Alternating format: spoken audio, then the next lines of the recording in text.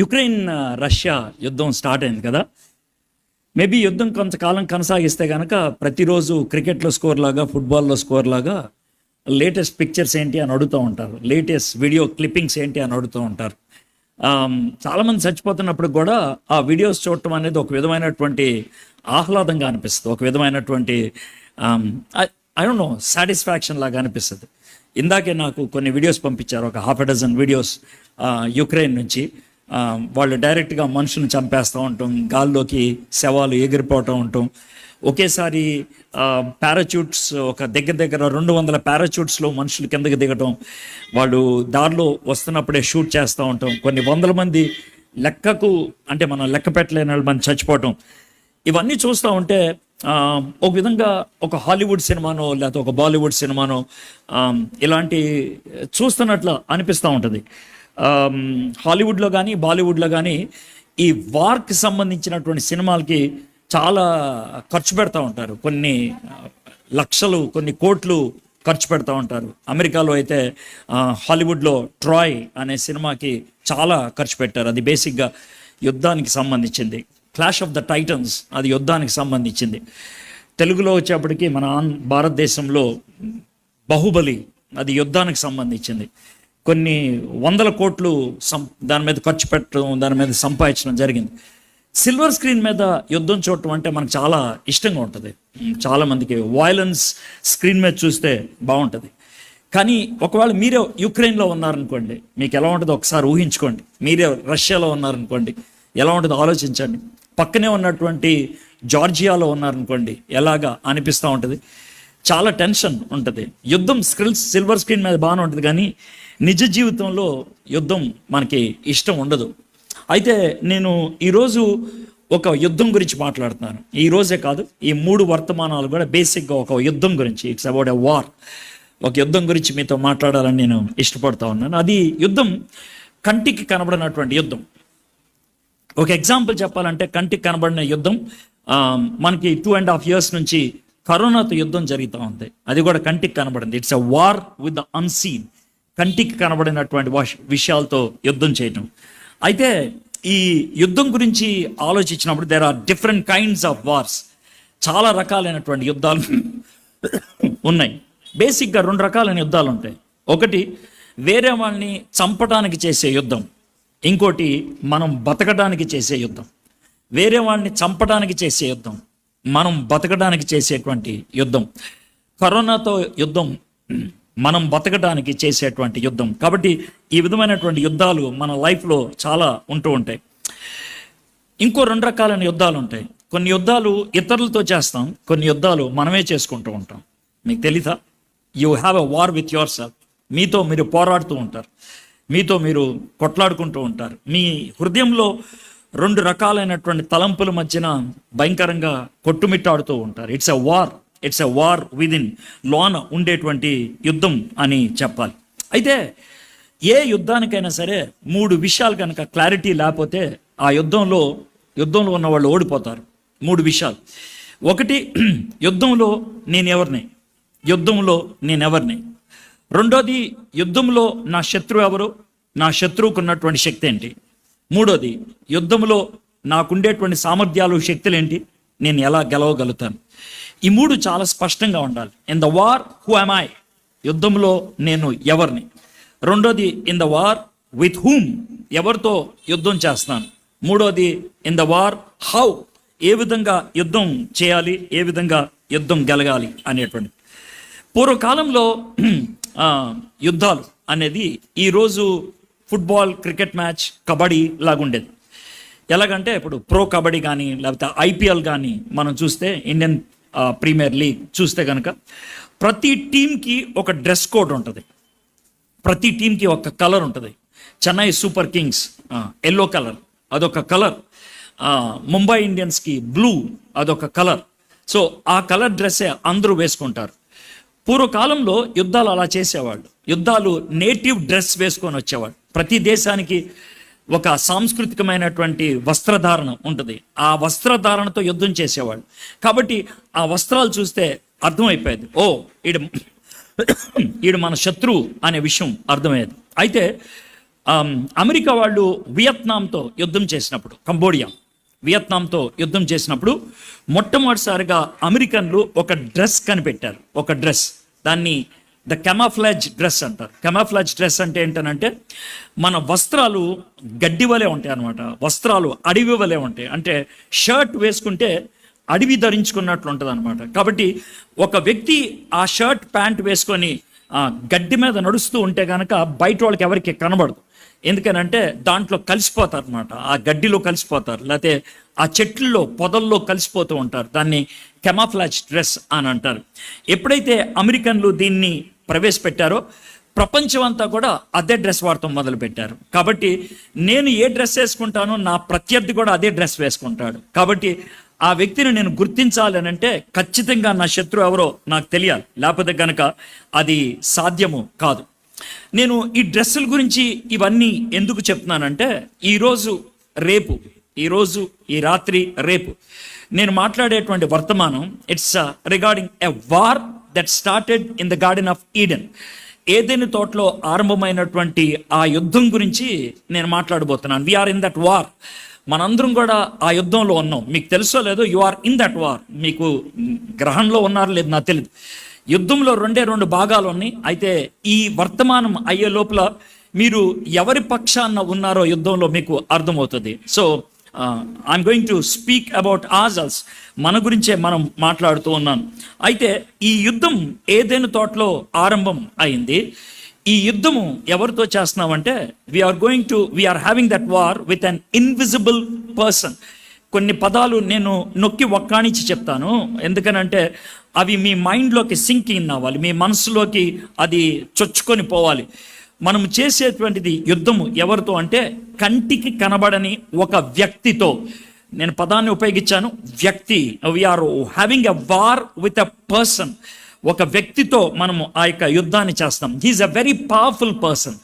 ఆయన చాలా శక్తివంతమైనటువంటి వాడు, చాలా జిత్తులు మారి. He is a cunning person. ఆయన జిత్తులు మారి.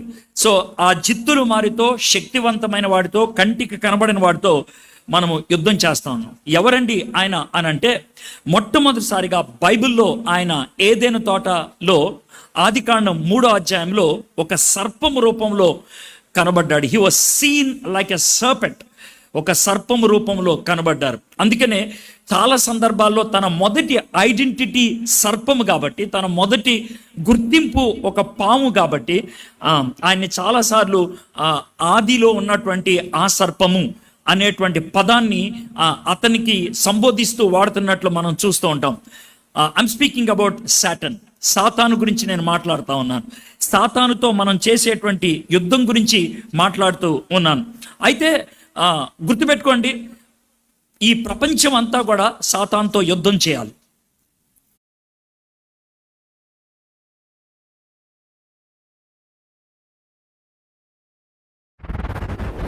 Truth or dare? Dare. Take a picture from 0 point before sunset. Done. యుద్ధం చేయాలి. ఒకవేళ నువ్వు సాతానుతో యుద్ధం చేయట్లేదు అని అంటే సాతాను పక్షాన చేరావని అర్థం. ఇంకా వేరే మార్గం లేదు. అంటే ఒక విధంగా చెప్పాలంటే 2 వర్గాలు ఉన్నాయి ప్రపంచానికి, 3వ వర్గం లేదు. నేను ఆడియన్స్ని అంటానికి లేదు, నేను హెల్పర్ని అంటానికి లేదు, నేను చూసేవాడిని అంటానికి లేదు, నేను నేర్చుకునేవాడిని అంటానికి లేదు, నేను తర్బీదు పొందుతున్న వాడిని అంటానికి లేదు. నువ్వు అయితే సాతానుతో పోరాడుతూ ఉంటావు, లేకపోతే సాతాను పక్షాన పోరాడుతూ ఉంటావు. You got my point. సాతానుతో అంటే you are in front of Satan. సాతానికి ప్రత్యర్థిగా ఉన్నావు, ఎదుట ఉన్నావు. ఒకవేళ నేను అది కాదండి అని అంటే గనక ఖచ్చితంగా సాతాను పక్కన ఉన్నావు. ఒక విధంగా చెప్పాలంటే you have become the agent of Satan. సాతాను యొక్క ఏజెంట్గా నువ్వు మారావు అనే విషయాన్ని మనం గుర్తించగలుగుతాం. ఎలాగూ అని అంటారేమో, మీలో కొంతమందికి ఆత్మపరమైనటువంటి పోరాటం లైఫ్లో ఎప్పుడు కనబడదు. శోధన అనేది ఉండదు, స్ట్రగుల్ అనేది ఉండదు. మేబీ స్ట్రగుల్ అంటే అప్పులు బెడద ఎక్కువైనప్పుడు, జబ్బులు బెడద ఎక్కువైపోయినప్పుడు, లేకపోతే ఎవరైనా మిమ్మల్ని దాడి చేయడానికి వచ్చినప్పుడు, మీకు పరీక్షలు ఉన్నప్పుడు, మీకు పెళ్లి దగ్గర అవుతున్నప్పుడు, లేకపోతే మీకు డెలివరీ దగ్గర అవుతున్నప్పుడు, లేకపోతే మీకు పిల్లలు పుట్టలేదన్నప్పుడు, ఇది శోధన కాదు. No, this is not temptation. అది శోధన కాదు. వాటిని మీరు చాలా మంది ఏమంటారంటే నాకు శోధనలు ఎక్కువైపోయినాయి అంటారు. No, I'm not speaking about that. అది కాదు శోధన అనేది. అది చాలా చిన్న విషయాలు. ఒక విధంగా చెప్పాలంటే వాటిని అనుగ్రహించడానికి దేవుడికి నోటి మాట చాలు. It's enough.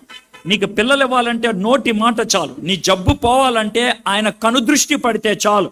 నీకు అప్పులు పోవాలి అని అంటే ఆయన వర్షాన్ని కురిపించగలడు ఆయన. It's not a big deal. అది పెద్ద సమస్య కాదు. బట్ ద గ్రేటెస్ట్ డీల్, అతి శక్తివంతమైనది, అతి ప్రాముఖ్యమైనది ఏంటంటే ద వార్ విత్ సాటన్. సాతానుతో ఉండేటువంటి పోరాటం. సాతానుతో మనకుండేటువంటి పోరాటంలో మనమే పోరాడాలి. We have to wage the war. మనమే పోరాడాలి. దీన్ని అవుట్ సోర్స్ చేయడానికి వీల్లేదు. దీన్ని వేరే వాళ్ళకి అప్పచెప్పడానికి వీల్లేదు. యేసుక్రీస్తు అంతటి వాడే తన నెత్తి మీద ఇంకొకళ్ళ యుద్ధాన్ని వేసుకోవడానికి ఇష్టపడలేదు. Yes, I mean it. మీరు సరిగ్గా విన్నారో లేదో, ఇంకొక వ్యక్తి యొక్క యుద్ధాన్ని యేసయ్య తన నెత్తి మీద వేసుకోవడానికి ఇష్టపడలేదు. నువ్వే చేయి యుద్ధం అని అన్నాడు. గెత్సెమనే తోటలో పేతురు నిద్రపోతా ఉంటే యేసుప్రభు వచ్చి అన్నటువంటి మాట ఏంటి? మీరు శోధనలో పడిపోకుండానట్లు మెలకువగా ఉండి ప్రార్థన చేయండి. ఈ made it very much clear. That is your duty. అది నీ బాధ్యత, అది నీ రెస్పాన్సిబిలిటీ. నేను ప్రార్థన చేస్తే అయ్యేది కాదు. నేను నీ కోసం ఈ విషయంలో ప్రార్థన చేస్తే పని అయిపోతుంది అని అనుకోవద్దు. You have to do it. నువ్వు చేయాలి. పిల్లల కోసం కాఫీ కాసిస్తావు, పిల్లల్ని లేపుతావు, పిల్లల్ని చదివిస్తావు, కానీ పరీక్ష నువ్వు రాయవు, వాళ్ళే రాయాలి. They have to right the exam. పిల్లలకి బట్టలు వేస్తావు, పిల్లలకి అన్ని చేస్తావు, కానీ స్టేజ్ మీద డ్రామా వేసేది వాళ్ళు.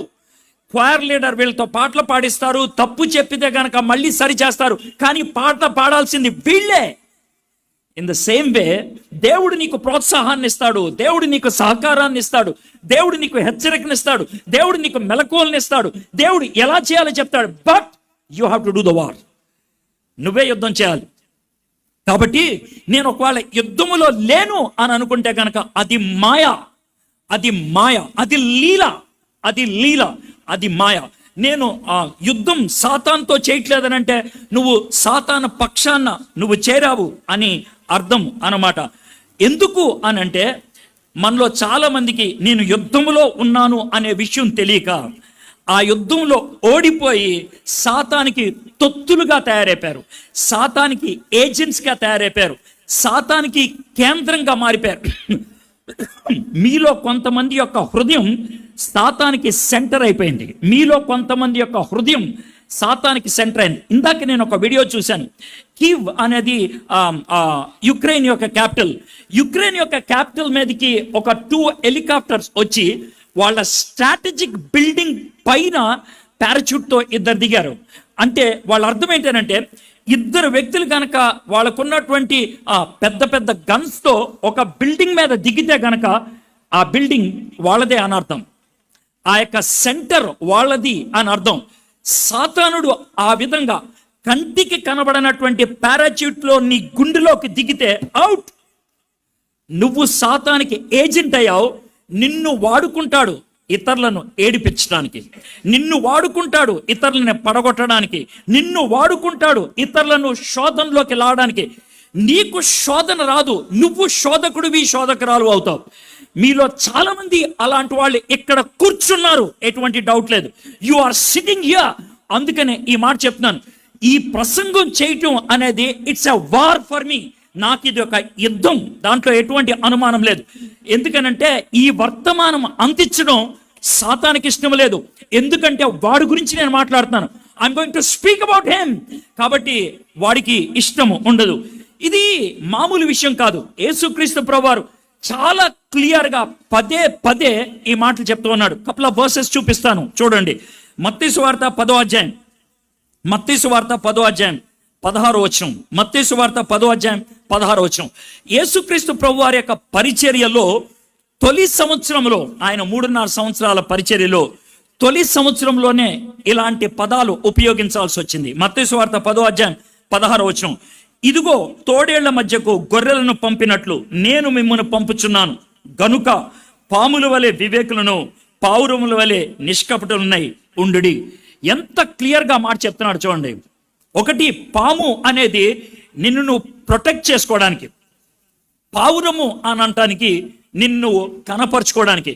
పాము కనబడదు, పావురం కనబడితేనే అర్థమవుతుంది. పాము కనబడదు, పావురం కనబడితేనే అర్థమవుతుంది. యేసుక్రీస్తు ప్రభువారు ఉపయోగించినటువంటి 2 అలంకారిక పదాలు. పాము అనేది దాగి రావటానికి సూచన, పావురం కనపరుచుకోవటానికి సూచన. కొన్ని విషయాల్లో దాగి ఉంటాం, కొన్ని విషయాల్లో కనపరుచుకుంటాం. కొన్ని విషయాల్లో ఎవరికి కనబడదు, కొన్ని విషయాల్లో అందరికీ కనబడేటట్లు మనము చూపించుకోవాలి. అయితే మనలో చాలా మందికి భక్తి అన్న దాన్ని ఎలా చెప్తారో చూద్దాం. ఏమంటారు తెలుసా? వాడు చాలా లోకస్తుడండి అని వేరే వాళ్ళని అంటాం, ఆమె లోకంలో ఉందండి అని అంటాం. వెరీ గుడ్, మీరు ఇతరులను లోకస్తులుగాను లోకంలో ఉన్న వాళ్ళుగాను చూశారు. నేనేమి తప్పని అంటలేదు. ఎందుకు అనంటే వాళ్ళు ఎప్పుడు వాళ్ళ కుటుంబం గురించి ఆలోచిస్తారు, వాళ్ళ లబ్ధి కోసం ఆలోచిస్తూ ఉంటారు. అయితే మీరు భక్తిపరులు అని ఎందుకు అనుకుంటారు తెలుసా? వాళ్ళకి డబ్బు కావాలి, అందుకనే బల్ల కింద చేతులు పెట్టి డబ్బు సంపాదిస్తారు, అందుకనే లోకస్తులు అన్నారు. మరి మీరు దేవుడి దగ్గరికి ఎందుకు వచ్చారు? డబ్బులు ఇవ్వా ప్రభా అని అడిగారు. వాళ్ళు బల్ల కింద చేతులు పెట్టి డబ్బులు అడిగితే నువ్వు బళ్ళ మీద చేతులు పెట్టి దేవుడిని డబ్బులు అడుగుతున్నావు. నువ్వు దేవుడి దగ్గరికి ఎందుకు వస్తావో తెలుసా? కేవలం డబ్బుల కోసం. దేవుడి దగ్గరికి ఎందుకు వస్తావో తెలుసా? ఆరోగ్యం కోసం. దేవుడి దగ్గరికి ఎందుకు వస్తావో తెలుసా? సుఖం కోసం. దేవుడి దగ్గరికి ఎందుకు వస్తావో తెలుసా? సమస్యలు లేకుండా ఉండటం కోసం. ప్రభా, నీ దగ్గరకు వచ్చాను కదా, నాకు ఇదివు, నాకు అదివు, నాకు ఇదివు, ఇదే నీకున్నటువంటి గోల. అయితే ఇది యుద్ధంలో ఉన్నట్లా కాదు, రెస్ట్ తీసుకొని పడుకున్నట్లు. రెస్ట్ తీసుకొని ఒక సైనికుడు పడుకుంటే ఎవరికి అడ్వాంటేజ్? ప్రత్యర్థికి అడ్వాంటేజ్. కాబట్టి మనలో కొంతమంది సాతాను పక్షాన చేరి సాతాను తరపున యుద్ధం చేసేవాళ్ళు, కొంతమంది ఇంకా గూఢాచారులాగా యుద్ధం చేయరు, మధ్యవర్తులుగా పనిచేసేటువంటి వాళ్ళు. అయితే 3వ జాతి ఉంటారు, వాళ్ళు మాత్రమే సాతాను ముందు నిలబడి యుద్ధం చేసేవాళ్ళు. మీరు మధ్యవర్తులుగా పనిచేస్తున్నారా? ఎవరెవరికి? సాతానుడికి లోకానికి, సాతానుడికి లోకానికి. అదా మీ యొక్క మధ్యవర్తిత్వం? లేదా డైరెక్ట్గా సాతాను పక్కన చేరి నువ్వు సాతానికి ఏజెంట్ అయిపోయావా? ఇది మనకున్నటువంటి పరిస్థితి. అయితే మనం ఏమనుకుంటాం తెలుసా? I want that, I want this. నేను మీటింగ్కి వచ్చి వాక్యం విన్నాను కాబట్టి అది భక్తి. నేను మీటింగ్కి వచ్చాను, కొంచెం కానుకేశాను, అది భక్తి. ఒకవేళ కనుక స్పీకర్ వెళ్ళిపోతుంటే కనుక ఆయన దగ్గరికి వెళ్ళి కొంచెం నా కోసం చిన్నగా ప్రార్థన చేయరా అంటే అది భక్తి. We think that is holiness, that is piety. కానీ యేసు ప్రభువు వారు చెప్తుంది అది కాదు. మీరు పాముల వలె ఉండాలి, పావురాల వలె ఉండాలి. ఇది ఆయన చెప్తున్నటువంటి మాట. యేసుక్రీస్తు ప్రభువు వారు చనిపోవటానికి ముందు, ఆయన ఆల్మోస్ట్ కొన్ని రోజుల ముందు లేదా గడియల ముందు అన్నటువంటి మాట మనం చూద్దాం. యోహాను సువార్త 13వ అధ్యాయంలో యేసుప్రభువు వారు చివరిగా శిష్యులతో ఆయన విందుని ఆచరించాడు. 14వ అధ్యాయం ఆయన పరిశుద్ధాత్మ గురించి మాట్లాడాడు. 15వ అధ్యాయం ఇందాక పాట పాడారు కదా, మన పాత్ర ఏంటి, యేసుప్రభు పాత్ర ఏంటి, తండ్రి పాత్ర ఏంటి, చాలా స్పష్టంగా ఆయన దృష్టాంతంలో మాట్లాడుకుంటూ వచ్చాడు. నేను ద్రాక్షావల్లిని, మీరు తీగలు, తండ్రి వ్యవసాయకుడు, కాబట్టి ఫలించాల్సింది మీరు అనేటువంటి విషయాన్ని 15వ అధ్యాయంలో మాట్లాడాడు. 16వ అధ్యాయంలో మరొకసారి పరిశుద్ధాత్మ గురించి మాట్లాడుతున్నాడు. ఆ నేపథ్యంలో పరిశుద్ధాత్మ గురించి మాట్లాడేటువంటి ఆ నేపథ్యంలో నెక్స్ట్ జరిగిందల్లా ఒకటే. 17వ అధ్యాయంలో ప్రార్థన చేశాడు, 18వ అధ్యాయంలో ఆయన్ని పట్టుకున్నారు. సో 16వ అధ్యాయంలో 33వ వచనం చదువుతున్నాను. 16వ అధ్యాయం 33వ వచనం. మీరు ఈ వచనాన్ని మీ కంటితో మీరు చూస్తే కనుక మీ లైఫ్లో ఇంకెప్పుడు కూడా సంకోచించరు. క్లియర్గా మీకు తెలియాలి. ప్లీజ్ మీరు గమనించండి. యోహాను సువార్త 10వ అధ్యాయం 33వ వచనం. నా యందు మీకు సమాధానము కలుగునట్లు ఈ మాటలు మీతో చెప్తున్నాను. ఆయన ఇచ్చినటువంటి హెడ్డింగ్ ఏంటి తెలుసా? ఒకవేళ ఇది గనక మీరు తెలుసుకోకపోతే నా మీద మీకు కోపం ఉంటుంది, మీకు అనవసరమైనటువంటి తొందరపాటు ఉంటుంది, అనవసరమైనటువంటి టెన్షన్ ఉంటుంది. అది ఎలా ఉంటుంది అని అంటే ఒక చిన్న మాట చెప్తాను చూడండి. ఒకవేళ ఇక్కడ నుంచి నేను అంతర్వేదికి ఎలా వెళ్ళాలి అని దారి అడిగాను అనుకోండి, శాలేం గారినో సంజయ్నో ఎవరినో అడిగాను అనుకోండి, వాళ్ళు చెప్తారు ఏమండి ఇలా స్ట్రైట్గా వెళ్ళండి, 2 కిలోమీటర్లు వెళ్ళిన తర్వాత అక్కడ ఒక పెద్ద గుంట కనబడుతుంది, రోడ్డు పగిలిపోయి ఉంటుంది, ఆ పగిలిపోయిన రోడ్డు దాటిన తర్వాత మీకు లెఫ్ట్ సైడ్కి ఒక రోడ్డు ఉంటుంది, దాంట్లో ముందుకు వెళ్తారు, అక్కడ ఒక నది ఒడ్డు వస్తుంది, అక్కడ ఒక పంటి ఉంటుంది, ఆ పంటి దాటి అవతలకి వెళ్తే ఊరు వస్తుంది. ఊరినే అది అంతర్వేదికి దారి కాదనుకోండి, నేను చెప్తున్నా. మీరు అరే అది కాదు కదా దారి, ఈయనకి దారి కూడా తెలియదు అన్నమాట అనుకుంటున్నారు. నాకు తెలుసు మీరు అనవసరాన్ని ఎదవ తెలివితేటలు కలిగిన వాళ్ళు. నేను ఒక ఉదాహరణ చెప్తున్నాను అంతే.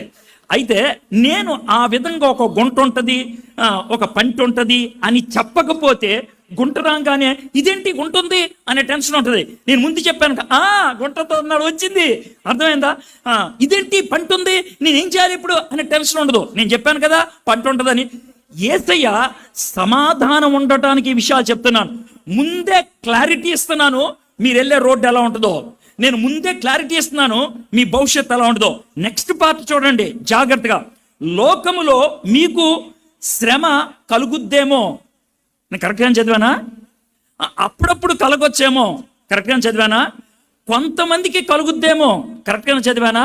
మేబీ నా కళ్ళద్దాలు సరిగ్గా తుడుచుకోలేదేమో. మీరు ఒకసారి చూడండి అక్కడ ఏముందా, ప్లీజ్ మీరు చూడండి, మీరు జాగ్రత్త చూడండి. లోకములో మీకు చాలా ఐశ్వర్యము కలుగును. అది కరెక్టేనా నేను చదివింది? టోటల్గా నా కళ్ళద్దాలే మార్చేయాలనుకుంటే నాయక మీరు మార్చుకోవాలి. ఈ సెంటెన్స్ యేసయ్య చచ్చిపోవడానికి కొన్ని గంటల ముందు చెప్పినటువంటి మాట. ఆయన అన్నటువంటి మాట ఏంటి తెలుసా? లోకములో మీకు శ్రమ కలుగును. ఒకవేళ నాకు ఏ శ్రమ లేదండి, లైఫ్ బిందాస్ అంటే సాతాని ఒళ్ళో కూర్చున్నాం అని అర్థం, పక్కన కూడా కాదు. ఒళ్ళో కూర్చున్నాం అని అర్థం. ఆడు బుజ్జగిస్తాడు, ఆడు నీకు శ్రమ లేకుండా చేస్తాడు. ఎందుకంటే ఈ లోకంలో శ్రమ లేకుండా ఉంటే, కంఫర్ట్లో ఉంటే, ఎటువంటి బాధరబందీలు లేకపోతే, జబర్దస్తులు చూసుకుంటా కూర్చుంటే చచ్చిన తర్వాత ఉండేది ఒకటేగా. అందుకనే వాడు అలా చేయడానికి ప్రయత్నం చేస్తాడు. అయినను ధైర్యము తెచ్చుకునడి, నేను లోకమును జయించుకుని అన్నాను. ఎంత క్లియర్గా ఉంచండి. యేసయ్య చాలా స్పష్టంగా చెప్పాడు. ఏమనంటే లోకములో మీకు శ్రమ కలుగును అని. సాతానుడు దుర్మార్గుడు, సాతానుడు దుష్టుడు, సాతానుడు దౌర్భాగ్యుడు. సాతానుడికి దయా దాక్షిణ్యాలు లేవు, సాతానుడికి కృప ఉండదు, సాతానుడికి ప్రేమ ఉండదు. ఎర్రగా బాధి కింద పడిపోతే అయ్యో ఈడు పడిపోయాడే కాస్త ఆగండి అని అండో పడిపోయిన వాడిని మీద పడి గుద్దుతాడు. మీరు ఎప్పుడైనా కిక్ బాక్సింగ్ చూసాడా?